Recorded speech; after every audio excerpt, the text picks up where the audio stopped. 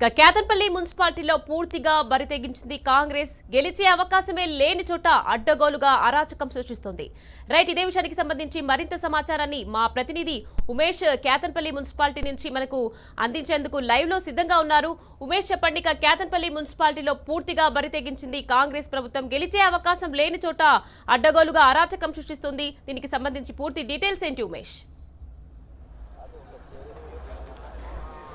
Thank you Niket. ప్రస్తుతం మనం మంచిర్యాల జిల్లా కేతన్పల్లి మున్సిపల్ కార్యాలయం వద్ద ఉన్నాం. ఇక్కడ ఏదైతే గత 2 గంటలుగా కూడా చైర్మన్ వైస్ చైర్మన్ ఎన్నికకు సంబంధించి తీవ్ర ఉత్కంఠ కొనసాగుతున్నది. రాష్ట్ర వ్యాప్తంగా కూడా కేతన్పల్లి మున్సిపాలిటీకి సంబంధించిన ఏదైతే నిన్న జరగాల్సిన చైర్మన్ వైస్ చైర్మన్ ఎన్నిక వాయిదా వేసిన నేపథ్యంలో ఈరోజు పెద్ద ఎత్తున కూడా అటు బీఆర్ఎస్ శ్రేణులు ఎక్కడికక్కడ కూడా అడ్డుకోవడానికి పోలీసు యంత్రాంగం పూర్తి స్థాయిలో కూడా భారీ బందోబస్తును ఏర్పాటు చేసింది. కేతన్పల్లి సంబంధించి మున్సిపల్ కార్యాలయానికి వచ్చే అన్ని దారులను కూడా పోలీసులతో దిగ్బంధించింది. మరోవైపు తీవ్రమైన పోలీసుల ఆంక్షలు కూడా కొనసాగుతున్నాయి. ఓవైపు జర్నలిస్టులను కూడా లోపలికి పంపే పరిస్థితి కూడా లేకుండా పోయింది. ప్రస్తుతం మనం కేతన్పల్లి మున్సిపల్ కార్యాలయం వద్ద ఉన్నాం. ఇక్కడ చూడొచ్చు ఏదైతే లోపల గత 2 గంటలుగా కూడా ఏదైతే సమావేశం జరుగుతూ ఉన్నది, ప్రమాణ స్వీకారం పూర్తయిన తర్వాత ఏదైతే కాంగ్రెస్ కౌన్సిలర్లకు అలాగే బీఆర్ఎస్తో పాటు సిపిఐ కూటమి కౌన్సిలర్లకు మధ్య లోపల వాగ్వాదం జరుగుతున్నట్లుగా సమాచారం ఉన్నది. ఏదైతే జర్నలిస్టులను లోపలికి ఎలవ్ చేయాలంటే పెద్ద ఎత్తున కూడా మీడియా సంబంధించిన ప్రతినిధులు ఇప్పటి వరకు కూడా ఆందోళన చేపట్టారు. దీనికి సంబంధించి కూడా లోపల ఏదైతే ఈ ప్రమాణ స్వీకారానికి మంత్రి వివేక్తో పాటు ఎంపీ వంశకృష్ణ కూడా హాజరయ్యారు. దీనికి సంబంధించి కూడా ఏదైతే ఉదయం నుంచి కూడా పలు నాటకీయ పరిణామాలు చోటు చేసుకునే కౌన్సిలర్లకు ఏదైతే ఈరోజు ఎన్నిక నేపథ్యంలో పోలీసులు పూర్తి స్థాయిలో కూడా కేతన్పల్లి పట్టణాన్ని ఏదైతే ఆధీనంలోకి తీసుకున్నారు. పెద్ద ఎత్తున భద్రతా బలగాలను రంగంలో దించి ఎక్కడికక్కడ బారికేడ్లతో బీఆర్ఎస్ శ్రేణులను అడ్డుకునే ప్రయత్నం చేశారు. అయితే బీఆర్ఎస్ కౌన్సిలర్లను తీసుకొని బయలుదేరినటువంటి ఏదైతే ఈ ఎన్నికకు సంబంధించి ఇన్ఛార్జ్గా వ్యవహరిస్తున్నటువంటి ఆసిఫాబాద్ ఎమ్మెల్యే కోవలక్ష్మితో పాటు బీఆర్ఎస్ జిల్లా అధ్యక్షుడు, మంచిర్యాల జిల్లా అధ్యక్షుడు, మాజీ ఎమ్మెల్యే బాల్క సుమన్ కూడా కౌన్సిలర్ ఏదైతే బీఆర్ఎస్తో పాటు సిపిఐ కూటమికి చెందిన 14 మంది కౌన్సిలర్లను తీసుకొని మున్సిపల్ కార్యాలయానికి బయలుదేరారు. దీంతో పోలీసులు అడ్డుకున్నారు. పోలీసులకు బీఆర్ఎస్ శ్రేణులకు మధ్య తీవ్ర వాగ్వాదం చోటు చేసుకుంది. అదే దారిన వస్తున్నటువంటి వివేక్ కాన్వాయ్ను కూడా బీఆర్ఎస్ శ్రేణులు అడ్డుకొని ఏదైతే ప్రభుత్వానికి వ్యతిరేకంగా నినాదాలు చేశారు. ప్రజాస్వామ్యబద్ధంగా ఎన్నికైనటువంటి 14 మంది అటు మెజార్టీ కేతన్పల్లి సంబంధించి 22 వార్డులకు గాను ఇప్పటికే 14 వార్డులు బీఆర్ఎస్ సిపిఐ కూటమి గెలుచుకున్నప్పటికీ కూడా ప్రమాణ స్వీకారాన్ని చైర్మన్ వైస్ చైర్మన్ ఎన్నిక జరగకుండా కూడా అడ్డుకోవడం పట్ల కూడా బీఆర్ఎస్ శ్రేణులు మంత్రి వివేక్తో పాటు అటు ప్రభుత్వానికి వ్యతిరేకంగా నినాదాలు చేయడంతో తీవ్ర ఉద్రిక్తత చోటు చేసుకుంది. పెద్ద ఎత్తున కూడా అటు కాంగ్రెస్ కార్యకర్తలతో పాటు బీఆర్ఎస్ శ్రేణులు కూడా పరస్పరం వ్యతిరేక నినాదాలు చేసుకున్నారు. పోటాపోటీ నినాదాలు చేసుకోవడంతో పోలీసులు బీఆర్ఎస్ శ్రేణులపై లాఠీచార్జ్ చేయడంతో పలువురు బీఆర్ఎస్ నాయకులతో పాటు కార్యకర్తలకు కూడా తీవ్ర గాయాలయ్యాయి. దీంతో పోలీసుల వైఖరి నిరసిస్తూ రోడ్డుపైన బైఠాయించి మాజీ ఎమ్మెల్యే బాల్క సుమన్తో పాటు ఎమ్మెల్యే కోవలక్ష్మి బీఆర్ఎస్ శ్రేణులు పెద్ద ఎత్తున ఆందోళన చేపట్టాయి. దీంతో ఆందోళనకు తలెగ్గిన పోలీసులు 14 మంది బీఆర్ఎస్ సిపిఐ కూటమి కౌన్సిలర్ అభ్యర్థులలో కేవలం 13 మందినే బీఆర్ఎస్ కార్యాలయానికి పంపించి స్వర్ణలత అని 21వ వార్డు నుంచి కేతన్పల్లి మున్సిపాలిటీ సంబంధించి 21వ వార్డు నుంచి గెలిచిన స్వర్ణలత పైన ఎఫ్ఐఆర్ నమోదైంది. ఆమెను ఎలవ్ చేసేది లేదు, అనుమతి లేదు ఆమెకంటూ కూడా ఏదైతే వాహనంలో నుంచి కౌన్సిలర్ అభ్యర్థిని బీఆర్ఎస్ కౌన్సిలర్ అభ్యర్థిని దించడంతో మళ్ళీ గొడవ స్టార్ట్ అయింది. దీంతో పెద్ద ఎత్తున కూడా అటు బాల్క సుమన్తో పాటు మాజీ ఎమ్మెల్యే కోవలక్ష్మి అలాగే బీఆర్ఎస్ శ్రేణులు ఆందోళన చేపట్టాయి.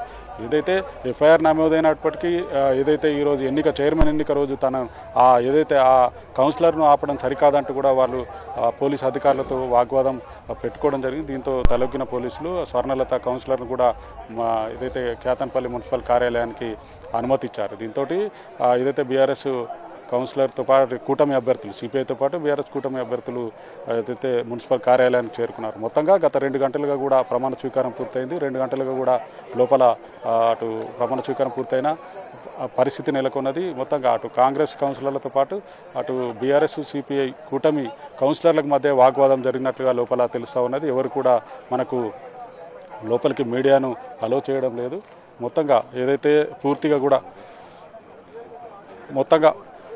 అయితే కాంగ్రెస్ కౌన్సిలర్లు అటు బీఆర్ఎస్ కౌన్సిలర్లపై కూడా లోపల దాడికి యత్నించినట్టుగా మనకు సమాచారం అందుతున్నది.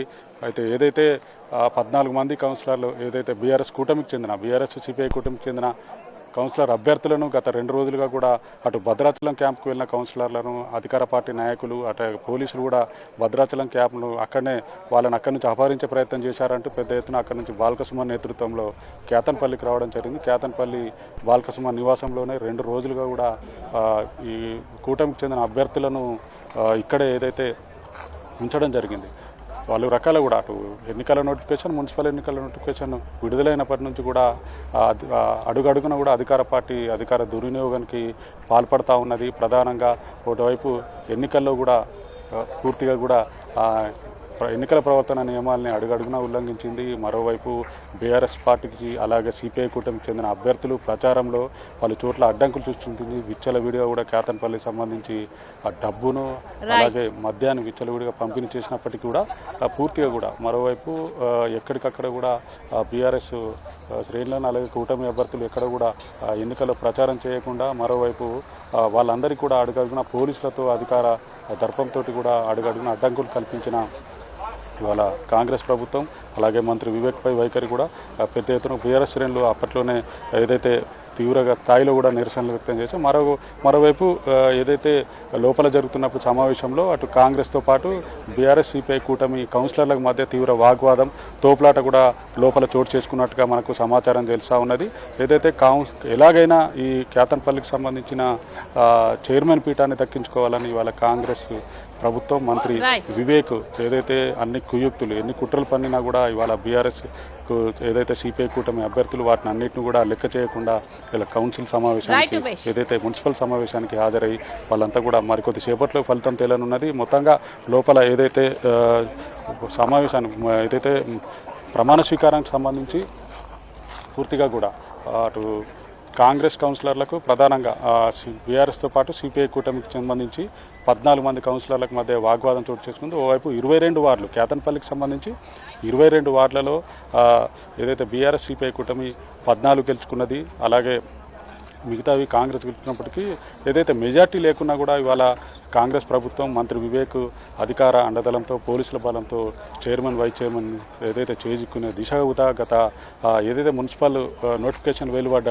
డే 1 నుంచి కూడా ఈ రోజు వరకు కూడా ప్రయత్నిస్తున్నాడంటూ కూడా బీఆర్ఎస్ శ్రేణులు ఆగ్రహం వ్యక్తం చేస్తున్నాయి. మరి కొద్దిసేపట్లో ఏదైతే ఉత్కంఠకు తెరపడనున్నది బీఆర్ఎస్కి సంబంధించి ఫలితాలు కూడా ఏదైతే కేతన్పల్లికి సంబంధించి కేతన్పల్లి మున్సిపాలిటీలో బీఆర్ఎస్ జెండా ఎగరనున్న నేపథ్యంలో మరి కొద్దిసేపట్లో ఫలితాలు తేలున్నట్లుగా తెలుస్తున్నది. ఇది ఇక్కడ తాజా పరిస్థితి. హైదరాబాద్.